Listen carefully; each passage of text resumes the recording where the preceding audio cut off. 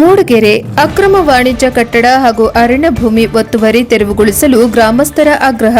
ಮೂಡಿಗೆರೆ ತಾಲೂಕಿನ ಜೇನುಬೈಲ್ ಗ್ರಾಮದಲ್ಲಿ ರಾಷ್ಟ್ರೀಯ ಹೆದ್ದಾರಿ 73ರ ರಸ್ತೆ ಬದಿಯಲ್ಲಿ ಅಕ್ರಮವಾಗಿ ನಿರ್ಮಿಸಿರುವ ವಾಣಿಜ್ಯ ಕಟ್ಟಡವನ್ನು ತೆರವುಗೊಳಿಸಿ ಅರಣ್ಯ ಭೂಮಿ ಒತ್ತುವರಿಯನ್ನು ತೆರವುಗೊಳಿಸಬೇಕೆಂದು ಗ್ರಾಮಸ್ಥರು ಆಗ್ರಹಿಸಿದ್ದಾರೆ. ಸುದ್ದಿಗೋಷ್ಠಿಯಲ್ಲಿ ಮಾತನಾಡಿದ ಜೇನುಬೈಲು ಗ್ರಾಮದ ತಾರೇಶ್, ಅರಣ್ಯ ಇಲಾಖೆಯಲ್ಲಿ ವಾಚ್ಮನ್ ಆಗಿ ಕಾರ್ಯನಿರ್ವಹಿಸುತ್ತಿರುವ ಉದಯ್ ಅವರು ಹಳೆಯ ಕಟ್ಟಡ ದುರಸ್ತಿಗೆ ಗ್ರಾಮ ಪಂಚಾಯಿತಿಯಿಂದ ಅನುಮತಿ ಪಡೆದು ಹೊಸ ವಾಣಿಜ್ಯ ಕಟ್ಟಡವನ್ನು ಅಕ್ರಮವಾಗಿ ನಿರ್ಮಿಸಿದ್ದಾರೆ ಎಂದು ಆರೋಪಿಸಿದರು. ಈ ಕುರಿತು ಗ್ರಾಮ ಪಂಚಾಯಿತಿ ಪಿಡಿಒ ಹಾಗೂ ಲೋಕಾಯುಕ್ತಕ್ಕೆ ದೂರು ನೀಡಿದ ಹಿನ್ನೆಲೆ ತನ್ನ ಮೇಲೆ ಹಗೆ ಸಾಧಿಸಿ ಜೂನ್ 19ರಂದು ಕತ್ತಿ ಹಿಡಿದು ಹಲ್ಲೆ ನಡೆಸಲಾಗಿದೆ ಎಂದು ತಾರೇಶ್ ಆರೋಪಿಸಿದರು. ಈ ಸಂಬಂಧ ಗೋಣಿಬೀಡು ಪೊಲೀಸ್ ಠಾಣೆಯಲ್ಲಿ ದೂರು ದಾಖಲಾಗಿದ್ದು, ಪ್ರತಿಯಾಗಿ ಉದಯ್ ಅವರು ದೂರು ನೀಡಿರುವುದಾಗಿ ತಿಳಿಸಿದರು. ಇದೇ ವೇಳೆ ಹೊಯ್ಸಳಲು ಗ್ರಾಮದ ಸರ್ವೆ ನಂಬರ್ 105ರಲ್ಲಿ ಸುಮಾರು 10 ಎಕರೆ ಅರಣ್ಯ ಭೂಮಿಯನ್ನ ಉದಯ್ ಅವರು ಒತ್ತುವರಿ ಮಾಡಿಕೊಂಡಿದ್ದಾರೆ ಎಂದು ಆರೋಪಿಸಿದ ತಾರೇಶ್, ಪಹಣಿಯಲ್ಲಿ ದಟ್ಟ ಅರಣ್ಯ ಮತ್ತು ದನಗಳ 30 ಎಂದು ದಾಖಲಾಗಿರುವ ಭೂಮಿಯ ಬಗ್ಗೆ ಅರಣ್ಯ ಇಲಾಖೆ ಸೂಕ್ತ ತನಿಖೆ ನಡೆಸಬೇಕು ಎಂದು ಒತ್ತಾಯಿಸಿದ್ದರು. ಅಕ್ರಮವಾಗಿ ನಿರ್ಮಿಸುವ ಕಟ್ಟಡವನ್ನು ಕೂಡಲೇ ತೆರವುಗೊಳಿಸಿ ಒತ್ತುವರಿಯಾಗಿರುವ ಅರಣ್ಯ ಭೂಮಿಯನ್ನ ಸರ್ಕಾರದ ವಶಕ್ಕೆ ಪಡೆದು ನಿವೇಶನ ರಹಿತವಾಗಿ ರೈತರಿಗೆ ಮೀಸಲಿಡಬೇಕು ಎಂದು ಗ್ರಾಮಸ್ಥರು ಆಗ್ರಹಿಸಿದರು.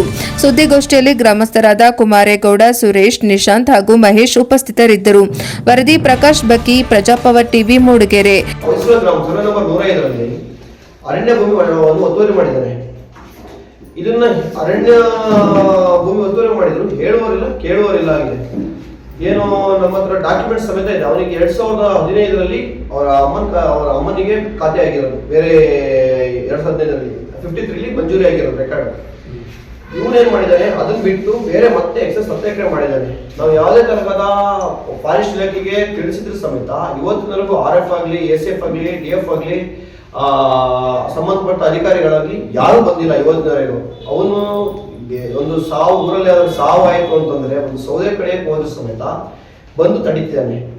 ಕಡಿಬಾರ್ದು, ಇದು ರಿಸರ್ವ್ ಫಾರೆಸ್ಟ್, ನೀವು ನಿಮ್ಮ ಹಿಡುವಳಿ ಜಾಗದಲ್ಲಿ ಸೌದೆಯನ್ನು ಕಟ್ ಮಾಡ್ಕೊಂಡು ಇದ್ ಮಾಡ್ಬೇಕಂತ ಸುಮಾರು ಜನರಿಗೆ ಹೇಳಿದ್ದಾನೆ. ಈ ತರದ ವ್ಯವಸ್ಥೆ ಇದೆ ಉದಯಕ್ಕೆ. ನಮ್ಮ ಹತ್ರ ಡಾಕ್ಯುಮೆಂಟ್ಸ್ ಎಲ್ಲ ಇದೆ. ಈಗ ತಾರೇಶ್ ಪರ್ಮನೆಂಟ್ ಆಗಿರುವಂತ ವಾಚರ್ ಇವತ್ತು ಈ ಮಟ್ಟಿನ ಏನು ಹಗಲಲ್ಲಿ ರೌಡಿಸಮ್ ಮಾಡ್ತಾ ಇದ್ದೇನೆ, ಇದಕ್ಕೆ ಅಂತ್ಯ ಯಾವಾಗ ಅನ್ನುವಂಥದ್ದು ನಮ್ಮ ಪ್ರಶ್ನೆ.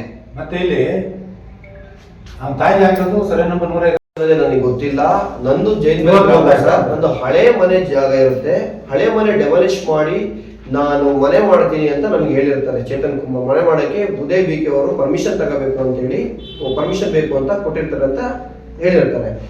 ಅದಾದ್ಮೇಲೆ ನಾವು ಹೋಗಿ, ಸರ್ ಹೆಂಗ್ ಪರ್ಮಿಷನ್ ಕೊಟ್ರಿ, ನಮಗೂ ಈ ಬಿಲ್ಡಿಂಗ್ ಇದೆ, ಪಕ್ಕದಲ್ಲಿ ಜಾಗ ಇದೆ, ನಮ್ದು ಖಾಲಿ ಜಾಗ ಇದೆ, ಇವೊಂದು ಸ್ವಲ್ಪ ಜಾಗ ಇದೆ, ಇವನ್ ಜಾಗದಲ್ಲಿ ಕಟ್ಕೊಂಡು ಹೋಗಿದ್ವಿ, ಇವ್ರ ಜಾಗದಲ್ಲಿ ನಾವು ಬಿಲ್ಡಿಂಗ್ ಮಾಡ್ತೀವಿ ಸರ್, ನಮಗೆ ಒಂದು ಪರ್ಮಿಷನ್ ಕೊಡಿ. ನಾವು ಜೇನ್ಬೇಲ್ ಗ್ರಾಮಸ್ಥರು, ಜೇನ್ಬೇಲಿಂದನೇ ನಮಗೆ ಪರ್ಮಿಷನ್ ಕೊಡಿ, ನಮಗೆ ಬೇಕು ಅಂತ ಹೇಳಿರ್ತೀವಿ.